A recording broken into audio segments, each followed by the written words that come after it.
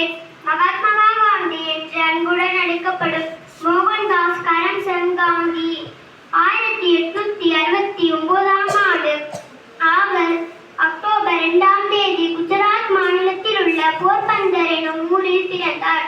அகிம்சை என்னும் வன்முறையற்ற மாபெரும் மந்திரத்தை உலகிற்கு வித்திட்ட மாமனிதர். காந்தியடிகளின் பெற்றோர் கரம்சந்த் காந்தி புத்தியளிப்பார். காந்தியடிகள் அமைதிக்கும் சமாதானத்திற்கும் காரணம் அவருடைய அம்மாதான்.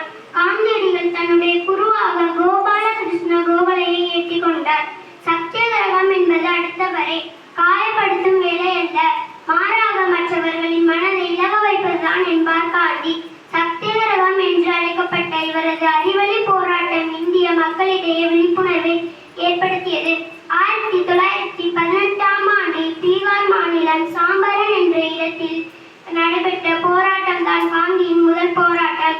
1920 ஆண்டு காந்தியின் தொடங்கிய திட்டம்தான் ஒத்துழையாமை இயக்கமாகும்.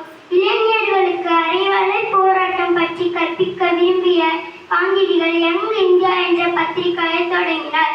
காந்தியடிகளின் போராட்டங்களின் அதிக முக்கியத்துவம் வாய்ந்த உப்பு சத்தியகிரகமாகும். திருக்குறள் எனும் உலக பொதுமறை நூலை தமிழில் படிப்பதற்காகவே ஒரு தமிழனாய் பிறக்க வேண்டும் என்று விரும்பினார்கள் காந்தியடிகள். தமிழ்நாட்டில் சுற்றுப்பயணம் மேற்கொண்டிருந்த போது மதுரைக்கு அருகில் பட்ட பகலில் வெட்ட வெயிலில் சட்டை போடாமல் இருந்த விவசாயிகளை பார்த்த பிறகுதான் மேல் சட்டை அணிவதில்லை என முடிவுக்கு வந்தார். 1947 ஆண்டு ஆகஸ்ட் 15 இந்தியா சுதந்திரம் பெற்றது. 1948 ஆண்டு ஜனவரி 30 காலமானார்.